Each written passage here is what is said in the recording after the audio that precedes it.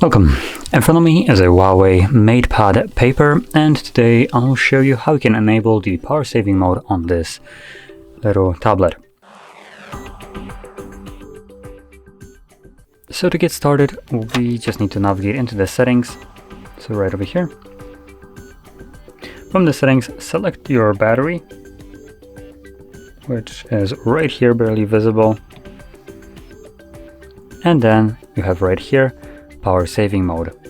Once you enable it, that's basically it. It gives you this little leaf in the battery, and that's it. Now we can tap on the drop down menu and select learn more to get a broader view of what this changes. And I already read through this, and from as far as I'm aware, there is actually no reason not to run this permanently on. It gives you better battery life with basically no drawbacks. So to quickly go into this, we have disable auto sync.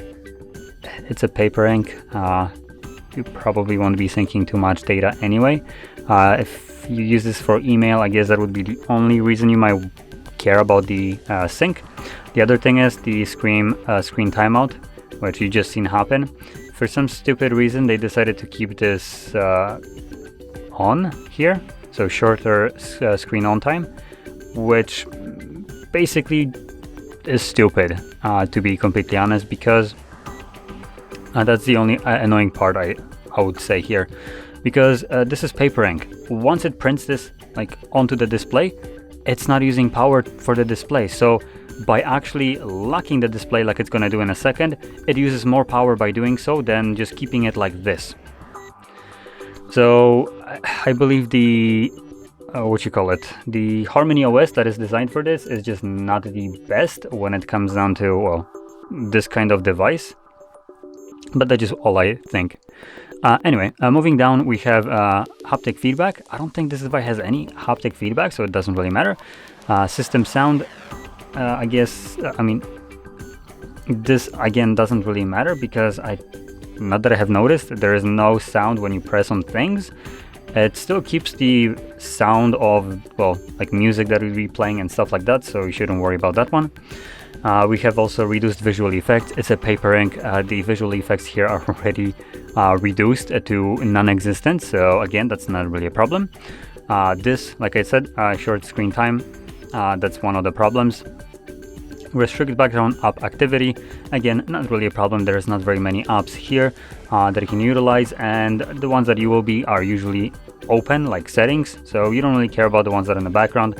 And because the display refresh rate takes a pretty long time when you're switching between things, it usually has enough time to open up the app fully if even it times out.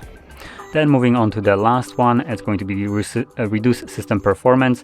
Again, I would believe that the screen refresh rate is already slower than the actual processor in here, so again, that's not really a problem. Now, if you encounter that your apps are just a little bit too slow, or your entire performance of the device is too slow, then I guess you might want to disable this. But in general, it gives us, I believe, over 3 hours of battery life, actually more than 3 hours of battery life. So to be completely honest, at least at this percent right here, so at 67%, it went from like 12 hours to 16 hours. So I would already consider this to be a win in my book. And I personally would be keeping this permanently on because majority of the things here don't really bother me that much. The only thing would be the screen timeout. And just to kind of maybe check it out, I'm gonna go into display and brightness. And let's see if we have screen refresh rate. No, sleep. Okay, so we cannot change it, unfortunately, when this mode is enabled, which is kind of dumb. But yeah, there we go. Now, obviously, once you're done with your power saving mode, you want to go back to the normal mode. You can just navigate back into the battery and toggle this off.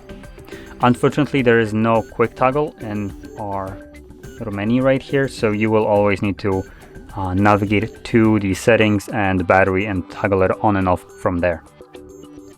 Anyway, with this being said, if you found this video helpful, don't forget to hit like, subscribe, and thanks for watching.